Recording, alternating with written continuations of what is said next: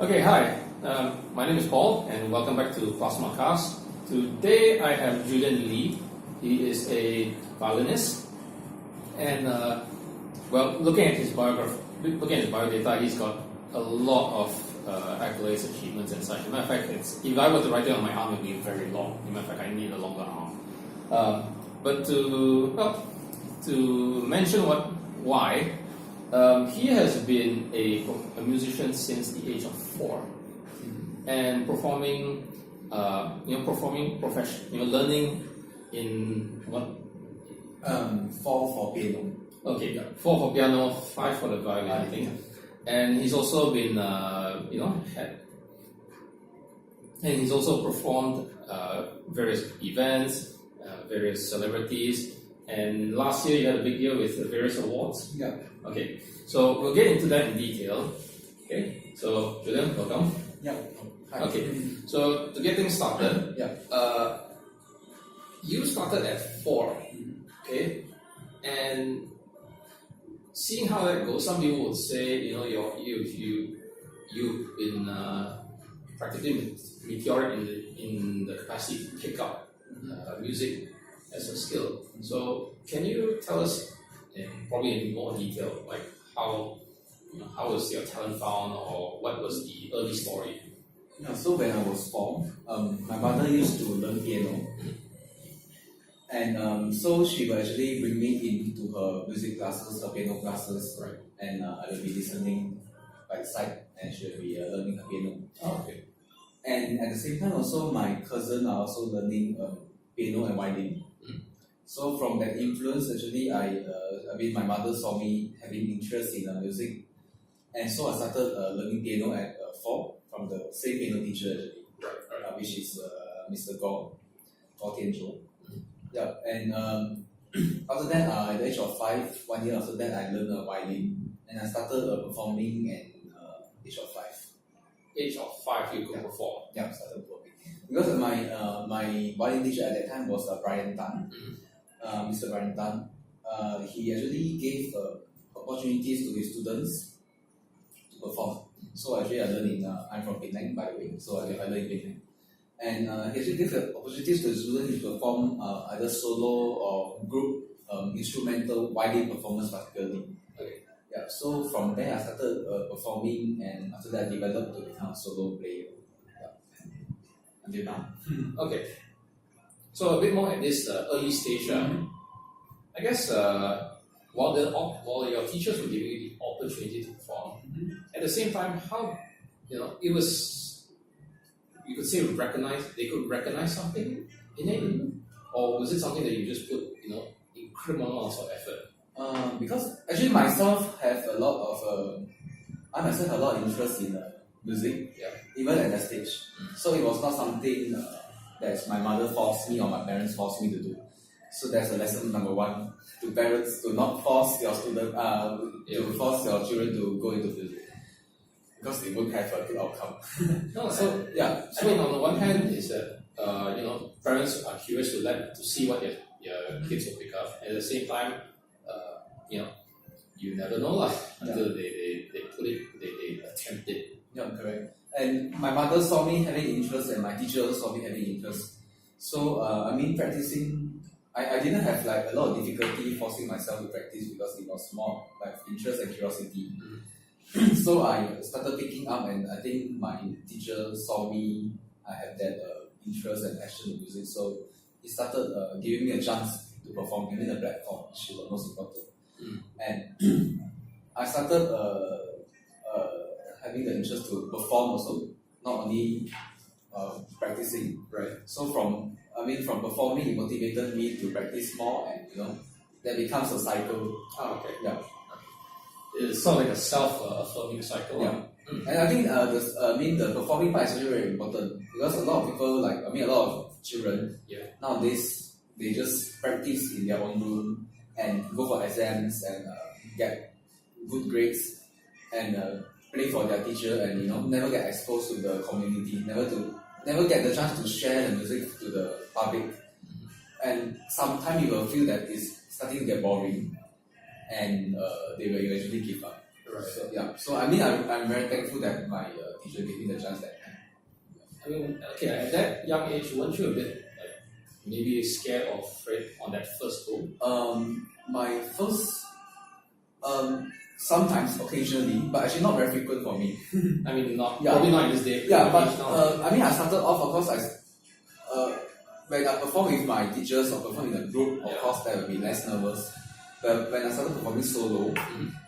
then it will be more nervous because I mean there's nothing in the background, only music and your violin. There's no singer, Yeah. nothing to cover you. Okay. Yeah, so yeah, I mean I have my times where I'll be nervous, but I could I mean like overcome it through several performances. Mm. I guess you get the point out that sometimes yeah, performing for a group, whether it can be nerve-wracking to some people who are not comfortable with even public speaking nowadays. People are just just afraid of that. So you have at that young age, you just got over it very quickly. Yeah. Okay. So in developing this, your skills, in your musical skills, at the same time, you probably were still in the normal school system. Yeah, I was still studying primary school, secondary school. I mean, if I mean for music or No, I mean just on the one hand, you were developing your skills in music, with your various music schools, but you were still in the normal. everything was normal, like Okay. for primary school. So then, how would you manage the time in between both your academics and your music? That time is it? Yeah, that time. That time, yeah. If I comparing that time to now it's much more difficult. That time is much more incomparable. Because I mean discipline is the key. Because I wanted to learn music and perform, so I knew I need to make time for it, like how we make time for sleeping and and with playing games and other things. Sure. And I think maybe one of the things that I don't play games when I was young, so almost like zero. So maybe I took the time, and I seldom also watch TV. So probably I use that time to practice music instead, practice my instrument, and having the discipline when you need to study, you need to study. When you need to practice, you need to make time for it. So on the one hand, you said okay, so your interest or your passion drives you to develop discipline, and to top up that not only discipline but also the management of all this of your time and parameters. So that has really shaped how you develop in terms of your skills all throughout. Okay, one of the things you mentioned I have here is that you got a diploma from you got your diploma of music from an early age. But you also were invited to be at the Yehudi Menuhin School. Yeah, correct. Okay. Wow. Okay. So the first question is how did that chance come about? And then what was the experience like? So that time was 2010. So actually, a pianist, an international pianist called Mr. Bobby, he held an audition session at KLCC for all the pianists in Malaysia, which was advertised in the media and the newspaper, all those which I saw I saw regarding this audition. I actually went for audition. I think was more than 100 pianists in Malaysia auditioned for that. That's actually I think about 10 days or 1 week, 10 days course in London, in England, where we actually have the chance to do master classes for piano. That's for piano. Master classes and also classes for music interpretation, improvisation, and everything related to music. But mainly it's still the master class for the piano. And actually, we need to prepare a few songs which we prefer, and we'll be going there and learning from those lecturers or professors in that Yehudi Menuhin school in United Kingdom. So that's actually a very famous school for both violin and piano teaching. Yeah. So actually, this pianist from Malaysia actually gave the chance for Malaysians to be able to go to the school to learn from those international pianists. Okay, so from the process of the audition process of 100 plus musicians, how many were selected? I think less than 30. Less than 30. Yeah. Okay. Then after we were selected, then we went to. I mean, we stayed in the school. Then we have like 10 days and 1 week of a music camp there. Yeah. So actually it included a lot of. I mean, the teaching. I mean, I benefited a lot because the teaching there and here was a lot different. The method they teach is very. I mean, for example, like. Because those who are going there will play very many advanced songs, many advanced piano songs that diploma students should play, or those concert pianists should play. Right. But they always go back to the basics. They will still correct you for the basics, even though you play something very advanced. Yeah, so they are very particular about that. Yeah, that's why they are. Yeah, that's why they are the top because they train their students in this way. Right. So they cannot tolerate, very bad basics and everything. So we got different experience which we cannot get it locally. Okay. Well, okay. So having that experience, obviously there's something distinct that you managed to benefit from, but you also say that there's something that you may not be able to get here in terms of the music education. Yeah. Not only that, actually, because they had other courses which is like music interpretation and technique of listening to music. What can you get out of after listening this music? What can you imagine, Okay. and how to apply your imagination into practical playing of piano and improvisation, how to improvise like jazz or anything, And there's they cover a lot of aspects in music, not only piano. Yeah. So that is lacking in local music education. In terms of having basically the creative side. Yes, the maybe creative what's side. the creative side that it's not just the sheet music. Yeah, it's not the technical side because the music is technical, both technical and creative. Right. Yeah. So as you highlight, possibly perhaps that the creative side is a bit lacking. Yeah, definitely. Okay. Yeah, because actually a lot of teachers will go into very technical things, and nowadays, children and youngsters have a lot of distractions. Yeah. Besides music, right? Other games which are more attractive for them. And if you go too technical, people will start to get bored. So sometimes you need some imagination in music. For example, like Mozart is something very playful. So you can imagine something which very playful, which can actually help in your playing. When people listen to playing, they know that you are playing in a Mozart style. Yeah, something like this. So it will enhance the learning of the music actually. Okay. So besides your self-driven passion, do you have maybe an icon or someone that you inspire you? I have several, a few, but Jay Chou. Jay Chou is my all-time icon and idol. We can go more than one, can keep going. But mainly it's Jay Chou because actually Jay Chou started. He's a Taiwanese singer. Yeah. And he started off writing songs for himself, composing. Actually, his talent was composing initially. So he was very poor, and he write a lot of songs for himself, and also he write for other singers. So initially he was not a singer actually. Oh, okay. Yeah. So he wrote songs for other singers to sing. Then many people rejected his songs because they think that his songs is very weird and not mainstream. Right. Then after some part of time, he actually took his own songs to sing and came out with his first album, which was a big thing.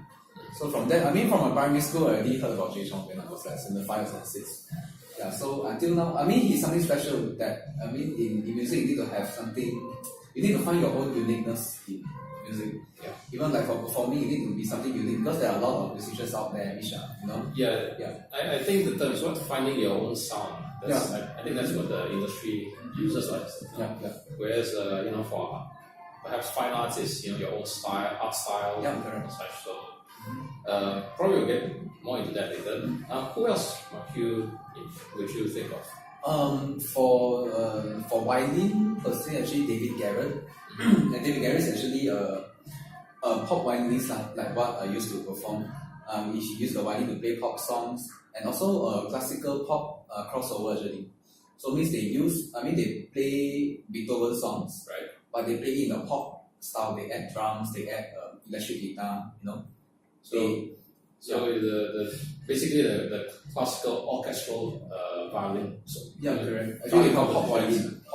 But then, as you said, reinterpreted for with new instruments or maybe a new beat or new tempo or So he did. But he didn't do any tour in Malaysia, mostly Europe. He has his own specialty. He has a full orchestra. At the same time, he also has a band, and everything is come together, and he plays. But he also plays some modern songs, like Ed Sheeran songs or something. Okay. So so we've covered your early days. We've covered your certain opportunities with the Yehudi Menlin, and also your inspirations. What about your teen years? Okay, you've continued performing. You've definitely had to continue academics. So on the one hand, you've gotten past the early stage of how do I get my skill. Now my question is relating to how did you use it? Because since take violin for example, I learned since the age of 5, right? I was classically trained actually. Means I learned from classical songs. I didn't start out with modern songs like that. I was classically trained, and of course I have to go through the boring part of learning violin is the technical side. Yeah. Which is very important. Until now.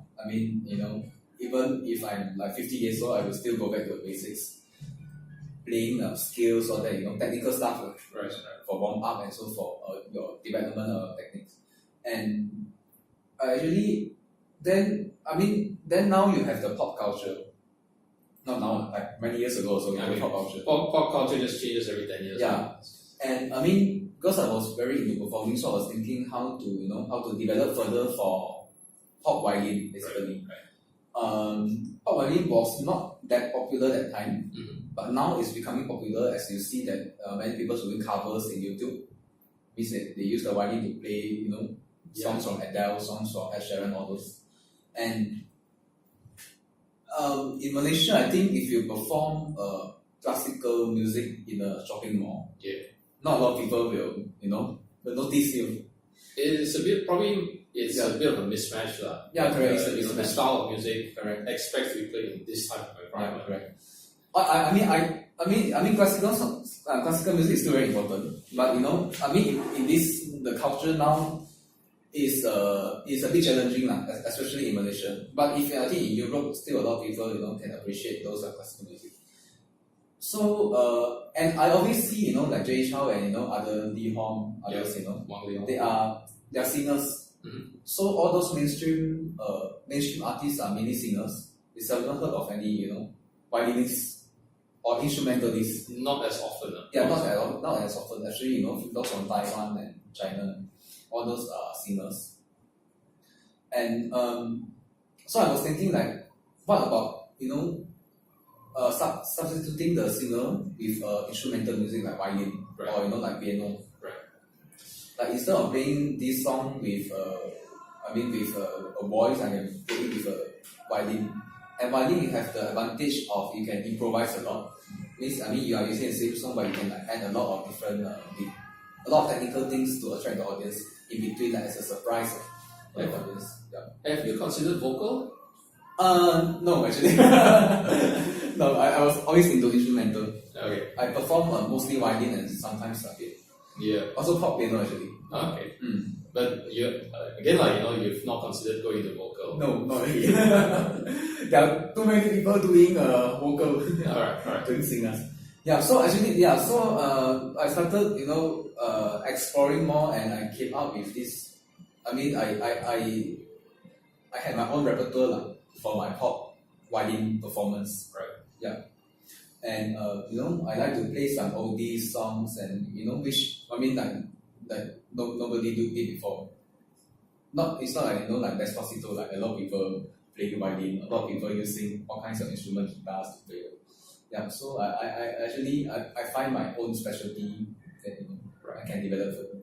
Okay, so what about this other question that what about performing as maybe a band or as orchestrally?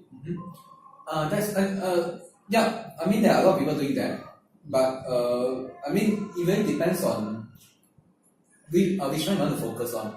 A lot of people focus on bands, going for wedding gigs and performance all that. And but because I was like doing solo violinist since like 5 years old. Right. So yeah, I always move towards this. I always focus on this. Okay. Okay. What about orchestral? If you maybe leading a orchestral performance or being part of Yeah, maybe in the future. Maybe in the future. Yeah, in the future. But now I'm still keeping it more simple first. All right. Because of have academic commitments. Okay. Okay. So one of the look again. I'm looking through your biography. There's so not only have you done a lot of festivals, festivals and private shows, and festivals, corporate shows, and even galas. But you've also performed at these events. You also performed in presence of not only celebrities but even royalty. Yeah. You wanna share a bit of those stories? Yeah, actually, last year was 2017, and also actually in 2015. They had this World Congress in sports medicine, where it's held annually. So because I'm from the medical field, so got to know some people there, and they asked me to perform for this event, which is actually the patron is the Sultan of Bahrain, right? For this particular congress, and the society, the Sports Medicine Society of Malaysia. So from there, I got to perform for the Sultan of Bahrain. And also for last year, also got the World Fashion Week, the Malaysian chapter. They actually held in Malaysia for the first time. World Fashion Week actually they hold it annually. I think in Paris, if not mistaken. Okay. Yeah, and this time they hold it in Malaysia for the first time, and also there was some royalty there. So yeah, so it was, and actually those royalty love music very much. No matter it's classical or pop, or even some Malay songs or anything. Yeah. Well, I'm trying to get another person to feature on this channel that he also plays for royalty, but he was focused on piano. Oh, piano. Yeah. Okay, so in performing in their presence, of course there was a certain expectation of high standard which you clearly could perform. But was there anything else that you could that you found beneficial, you found rewarding about this experience? Yeah, I mean when seeing the royalty being very happy, like the Sultan of Bahrain, I remember I was doing Isabella. Okay. By Search. Yeah. So it was more of their generation's song. Yeah, Isabella's a well-known Malaysian song. Right. So so the Sultan of Bahrain actually liked the song very much because it's a song and it's not. I never heard anybody playing it on the violin in Malaysia. So I chose that song. I think it will relate well with the royalty and also the audience that night. Yeah. So it was rewarding in terms of seeing the smile in all the faces. Absolutely, because so what happened was that last year I saw Julian perform twice, which is very impressive. Not only in terms of his skill in the violin, but also his skill in showmanship. Okay, that now about showmanship, is it something separate that you develop, or is it something that you just are that your instrument and you as something that just flows on in terms of a show? Because in the performance you will have the musical side and you have the artistic, the showmanship side. So if you are planning to do solo performance, everybody will be looking at you only because you are the only thing to look at on the stage. So your showmanship actually plays play a very crucial role. Not only showmanship, actually your communication also. So for me, my showmanship actually, it's a trial and error. It's something I develop on the stage by experience. Because if I can practice it in a hall or something with a mirror, but There's no better place to practice than on the stage because it will be very different. On the hall, when there's nobody looking at you, you've got nobody to communicate with. Right. And when I'm performing, I need to let the audience. I need to have the audience retention for the half hour or 15 minutes, which is very hard. It's not like singing where people can actually listen to you for very long. Like for example, those music cafe, they always hire singers. Yeah, because the audience retention is they can concentrate in a longer span. Instrumental music for violin, I think sometimes it's difficult because maybe it's not that well known, and vocal is still very strong. Vocal, you have lyrics. Yeah. Violin, you just have the playing. So every time I made sure the showmanship part was something I developed along the way. Yeah. And of course, I need to look back at various videos to see how can I improve. Okay. Yeah. So, okay, here's a question now. Do you have a bloopers reel? Sorry? Do you have a bloopers reel? Where Okay. like accidents happen on stage or? Yeah, sometimes I think everybody have but it's like less than 3 times along this so many years. Like suddenly fall down or something, not fall down, like fall on the stairs. Oh, okay.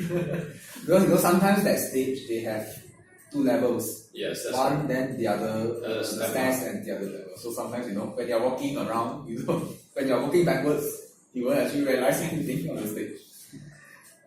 No, but okay. I mean, you're obviously very comfortable with how to carry on a show. But was that any? But the thing I'm trying to get at is that it's probably not such a big deal. But how would you? How did you react to it? Did you just carry on, or did you give a pause? You mean during those? Yeah. I will just carry on. You just carry on. I saw many videos, in YouTube where Lady Gaga. Yeah. Lady Gaga used to wear a lot of high heels. Yeah. And she will dance. I mean, she can dance very well, very very well in high heels.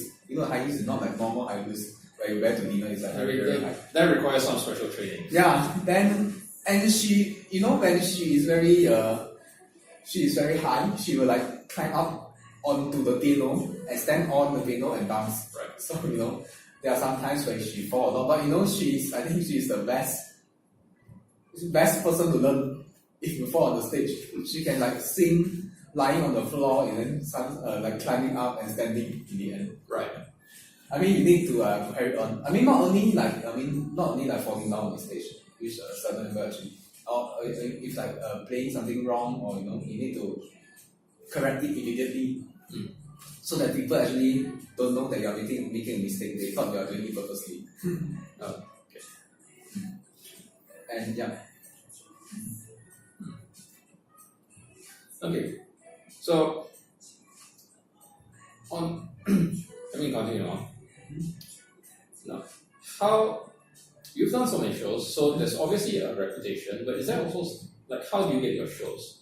Because clearly, I think you've established yourself a certain reputation that you can perform. But do you get some like random calls, or do you like? Last time when I was before I came into KL, I was from Penang from secondary school. Before that, no, I'm from Penang, so everything I'm always from Penang. I seldom come to KL. Then after that, I came to KL. Actually, I need to talk something backwards. I changed a few violin teachers. So just now the one I mentioned was my first teacher, Brian Tan, which he actually passed away when I was secondary school, like Form 5 or Form 4, a few years ago. Right. Then I changed a few teachers, like Mayo and and a few private teachers. Then after that, previously when Mr. Brian Tan was teaching me, he gave me all the performances. Right. So basically everything is from his side because he has a music school. Right. So that time pop violin was very new. So there are a lot of requests for pop violin performance. Then he will keep sending people off. Then when I came to KL, I'm all alone. Yeah. So I have 2 choices. Either I stop completely or I continue performing. Right. So if I continue performing, I need to find a way, which at that time I don't know how. Okay. So I started performing in my university, which is the University of Malaya. And from there, you need to network yourself. You need to market yourself, and know people. Right. And you need to have the people skills and the social skills. And from there, people was calling me for annual dinners, and from those dinners, you continue to network yourself and go further. Do you use a platform? Then after that, no, actually before that, I was for the past from before last year, Right. I didn't have any platform except my live performance, my networking. Okay. Yeah. So after that, the quantity of performance are starting to establish. Then I created my own Facebook page, which is I will post occasionally the videos and pictures to know. It's a something very important. And I started getting some requests via the Facebook. Right.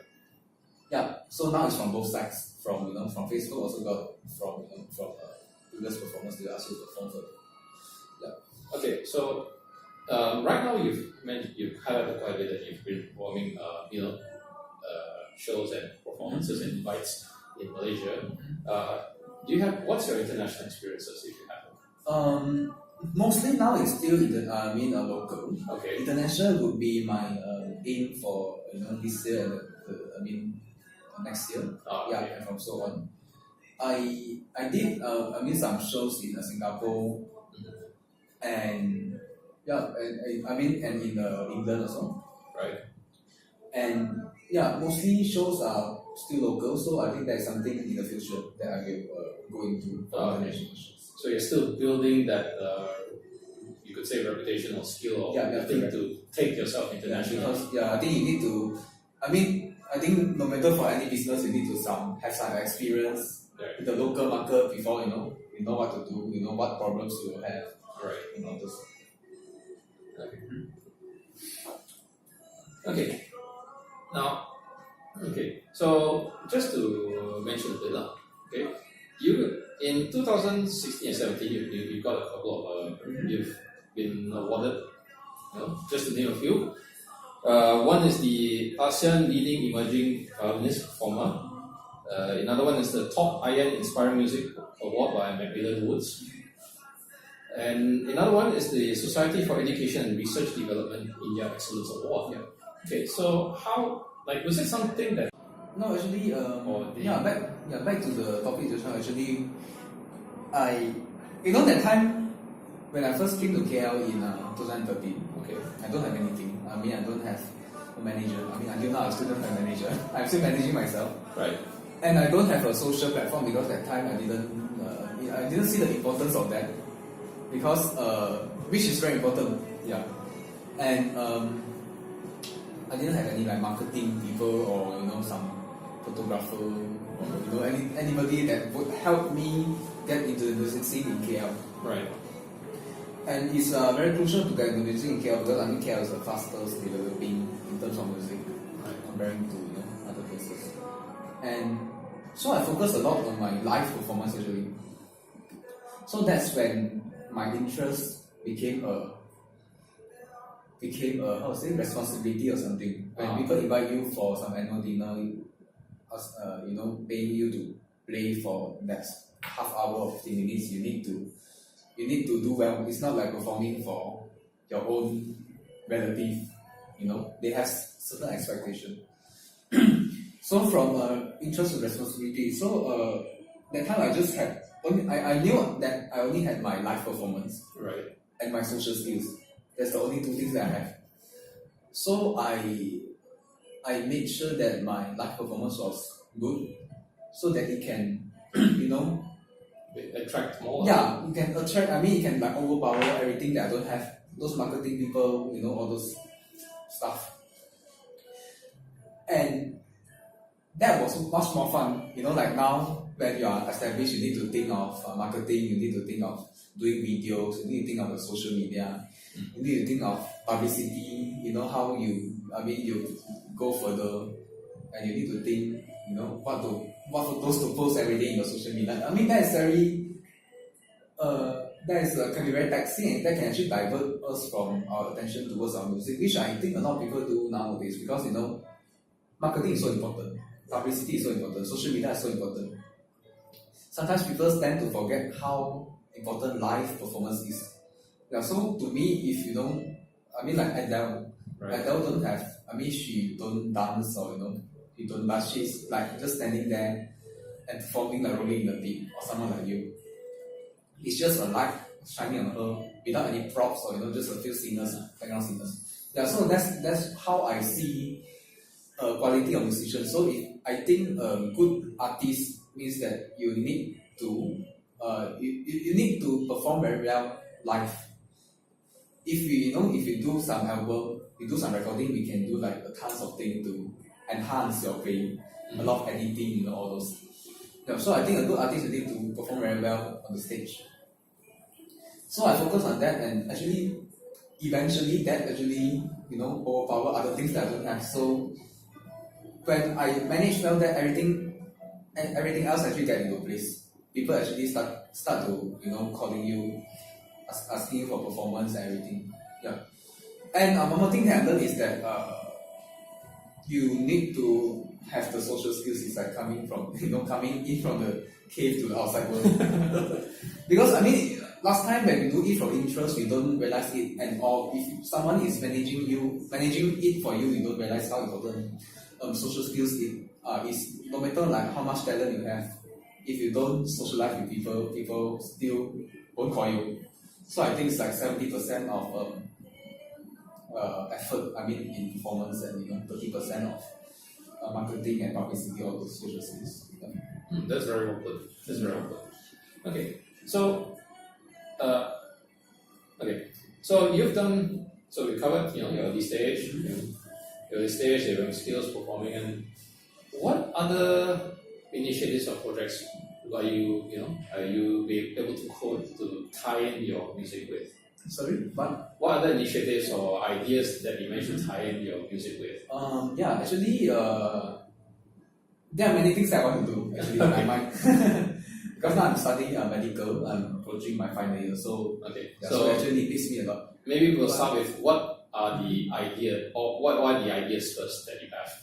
Yeah, so firstly, my aim is always to be an international pop violinist. Right. So I think this has a lot of potential in international markets, which is still quite new. Mm-hmm. It's not something that everybody do. It's not like as popular as singers. Right. And I think locally, actually, people respond very well to that. So I think internationally, there will be. There will be a time maybe in the future, Yeah. In the future. And other than that, actually, in 2016, I actually went to Europe. Mm-hmm. I went to Austria, in Vienna. So Vienna is very famous for the music. It's very classical music. Yeah, correct. Classical music, correct. And their Vienna Opera House is where Mozart write most of his songs, everything.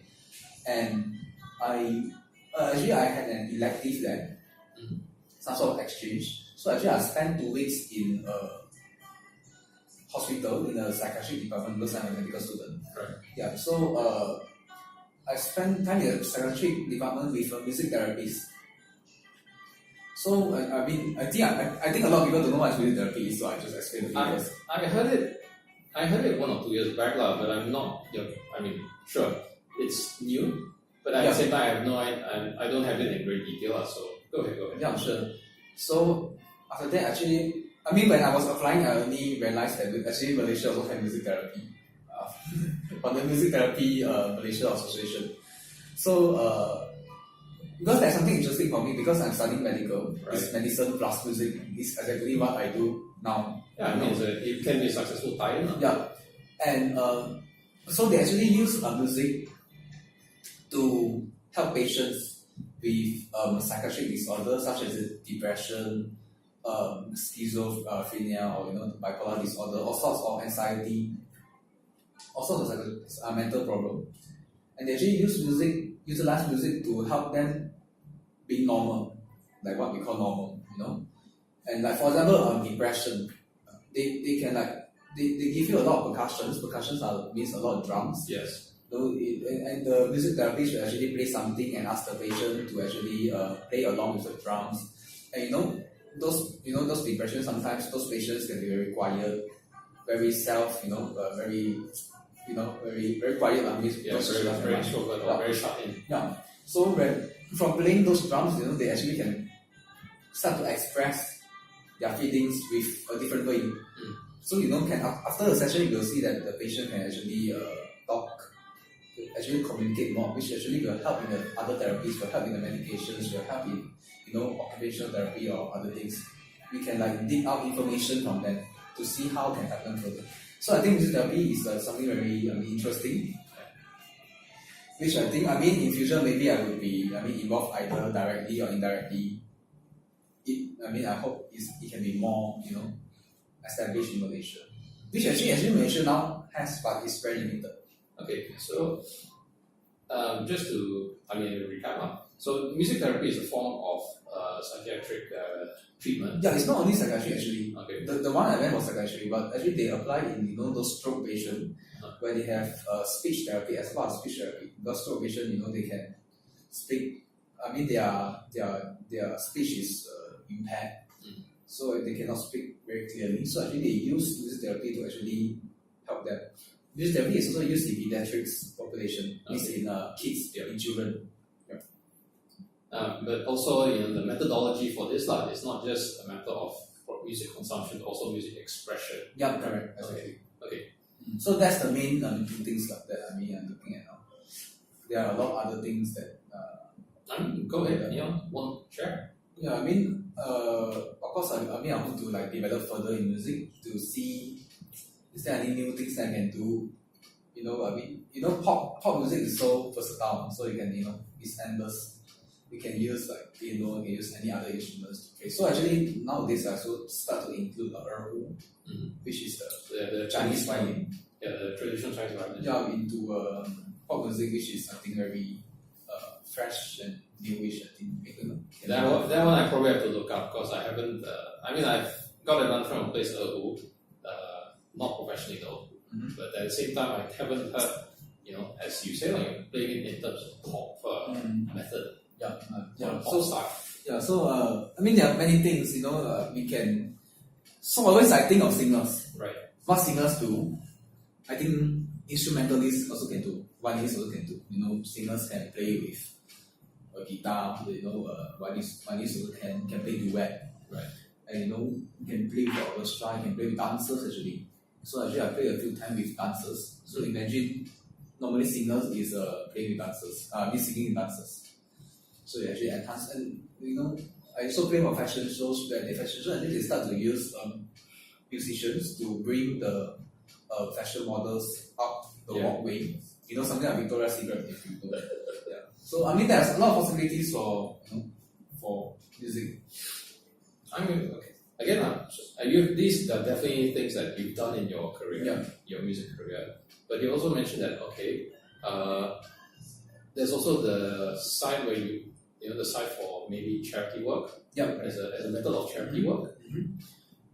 Actually, because I'm a medical student and I'm doing performance, so quite often I get the request to do charity for anything like this.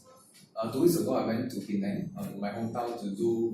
They were building a palliative center for those old folks. So they actually needed a fundraising.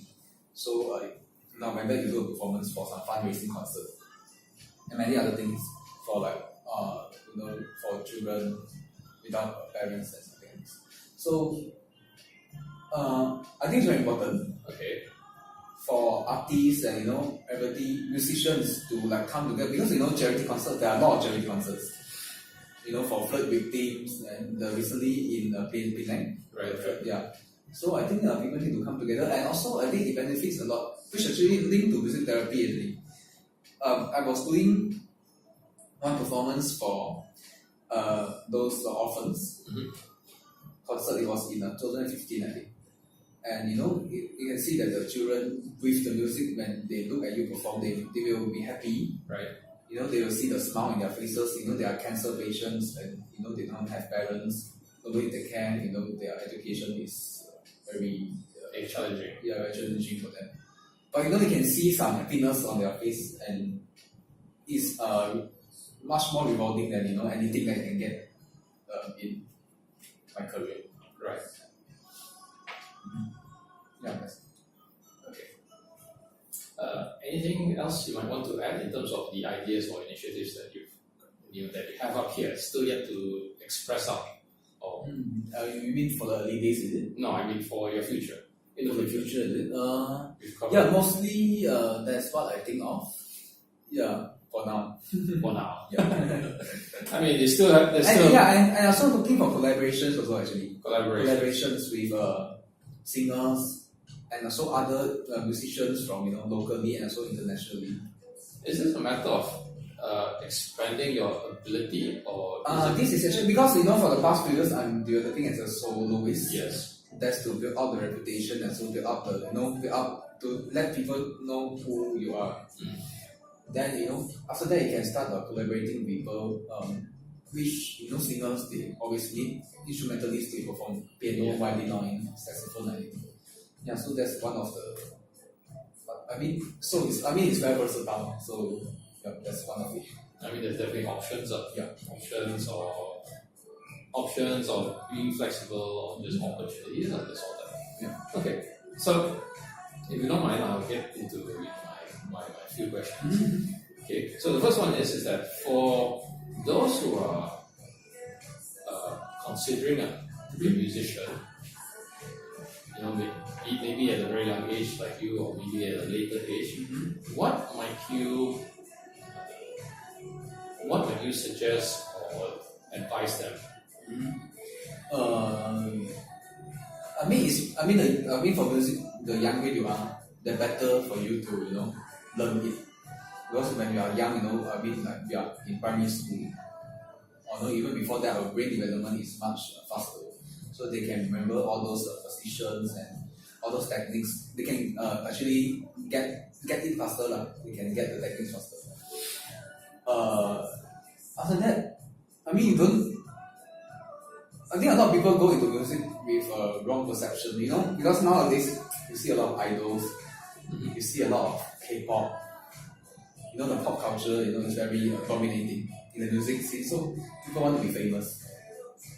So a lot of people go into music thinking that they want to be famous, they want to build a reputation for themselves, they want to, those are glitz and glamour stuff. Okay. But those things are something very late. That's definitely not something it will come in very early. There are a lot of things that is behind that you need to work hard. So actually, depends. Some people go. Some children go into. Some parents ask their children to go into music because for fun, or some children want to learn for fun. For fun is alright. You can just learn for fun. Then maybe when you work, you can just play for fun. But if you're thinking of a career, or you're thinking of doing it in a serious, way, you need to be prepared. You need to be disciplined. You need to be. You need to have that passion and persistence. Actually, initially when I learned music, starting developing performance, I thought the initial part would be difficult. When you want to be heard, when you want people to know you, when you want to make something special for them to attract attention. But after that, I realized that being persistence is even more harder. Right. Yeah. Maintaining the standard and so improving to become innovative and creative, so that people won't be seeing the same thing for every performance. It just become more and more harder and harder. It won't become easier. So you need to know if you want to do it for something for life, you need to know that you cannot be left out. And you need to be adaptive to the market. Right. Okay. Now my next question is for someone who is in a music school, be it in your case maybe at early age, or for others maybe in their tertiary education or such. For someone who is in under formal training, what might you what might you say or advise or share with them? Having for yeah, I think you need to.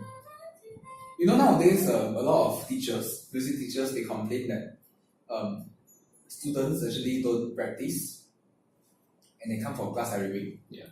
And there's a waste of time of the students and also the teacher. Yeah. And they keep postponing the classes, everything. This is I mean, to be honest, my parents put me under music school and no, music tutor. Mm-hmm. Okay, not music school. It wasn't in my interest. Yeah, and then they will. I mean, they won't practice. Then they will waste the whole 1 hour, waste the money and everything, and they will give that they have a lot of homework or have exams, so they cannot come this week. Need to postpone next week or anything. I mean, a lot of. I mean, I believe that in other places also we'll have maybe Malaysia's. Malaysia is a lot of people focus on a lot of academics, and a lot of parents want their children to perform well. So if you want to learn music for long term, you need to make time to practice. You need to make time to improve your craft. You need to make time to, you need to have the hours. You need to put in the hours for your music. Yeah, no matter, there will be a lot of exams. I mean, the exams are, you have PMR, your SPM, then 1 year you do not have how many exams for your school. But I mean, if you manage your time, like just like what I said, if you can find time to sleep, you can find time to learn music. Actually, on a side note to this question is, would the caliber of a school or tutor be important? Very important. Very important. So many people, drop out from learning music because they have the wrong tutor, okay, or the technique of teaching is wrong, or it's not. I mean, because we need to be honest that nowadays so many distractions. There are much more interesting things to do than practicing. Practicing in your room, you need a lot of. You need a lot of discipline actually. Okay. Actually, if you want to do it for serious side, you need to drill your technique. You need to practice the same thing for 1 hour. Okay. I mean, it's not easy. And the teachers are very important. Music teachers are very important. And of course, now much more advanced. I see a lot of teachers giving, the passion to make, which made me being persistent in music was my performing, because it's something that I can share my music. So I just practicing for myself and just let me and my teacher hear what I play. So I think getting students to perform is a good method for them to go forward, for them to have the interest. And a lot of people actually, a lot of children actually get into instrument now because they listen to covers. They say they want to play. They want to learn piano so that they can play this song, play this action song or something. Right. Yeah. So nowadays, that time my time was from classical music. I hear people play some classical music. Then I became interested in music. So now it's like more people. After I perform, sometimes the parents should like say, the children want to learn music. They want to play this song, that song, this song, that song. Yeah, so now the attracting factor is a bit different. Okay. I think sometimes the teacher can also include modern music in your in your routine classes. So means that you let your students play the basics, classical music, and also maybe some modern songs, so that they can keep interested.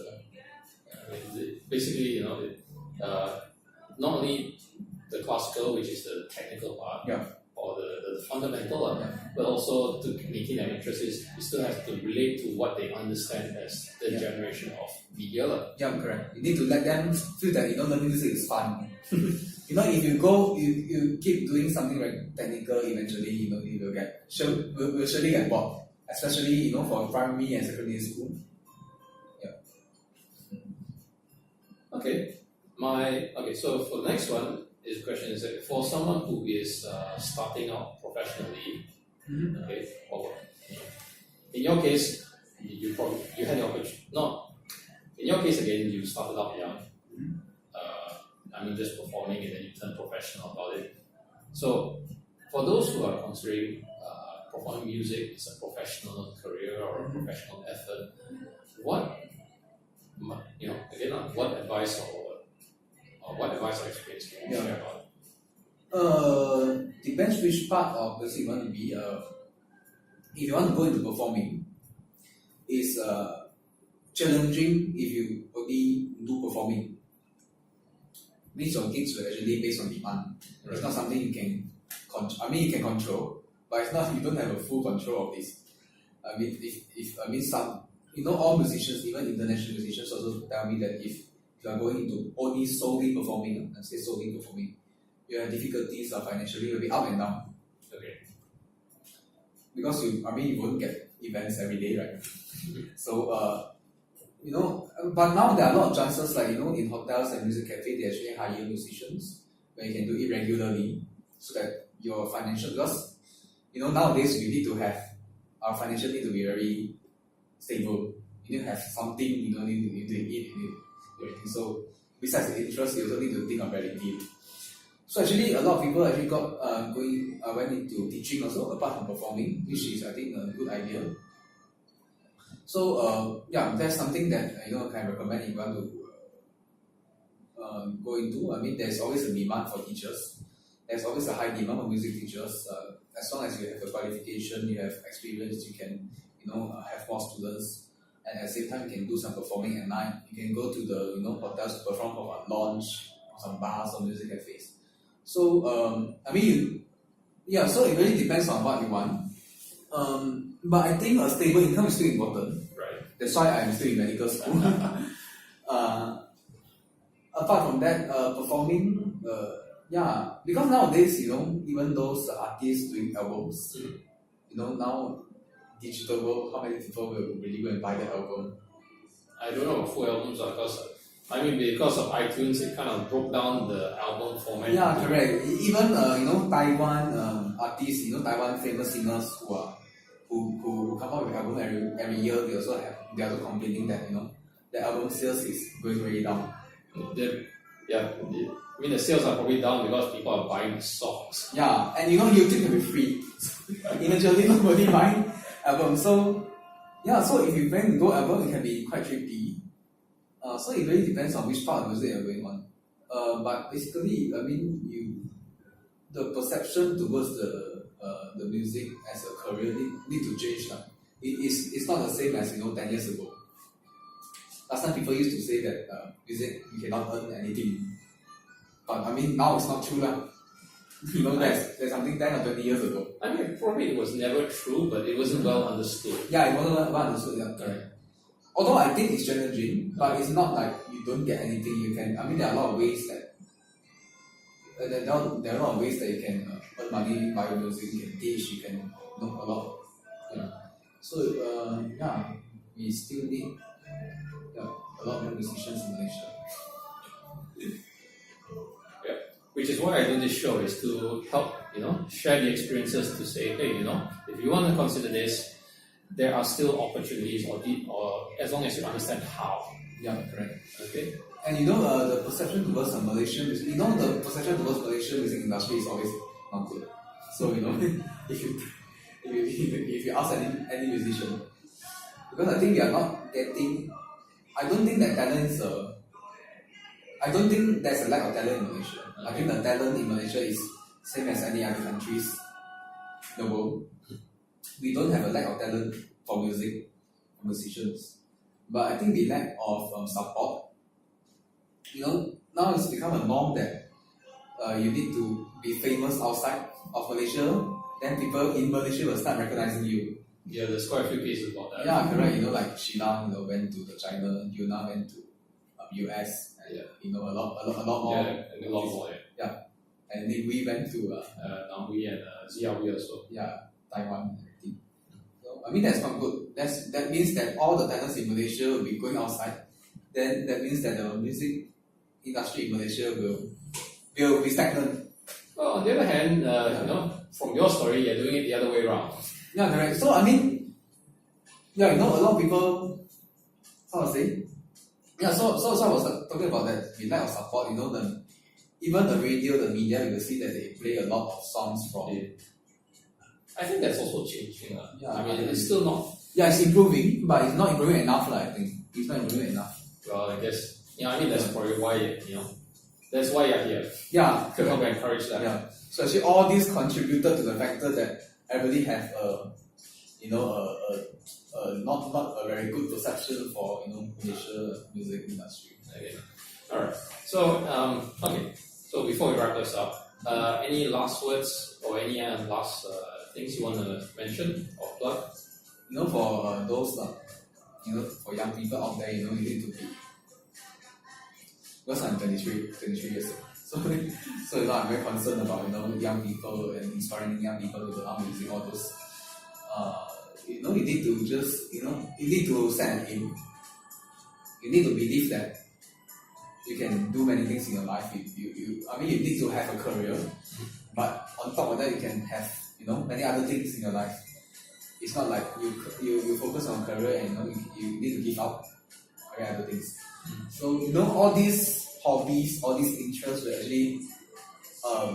will actually drive you to go every day. I mean life is very interesting, right? You don't just go pick up and sleep because you want to earn money, because you can have 3 meals per day.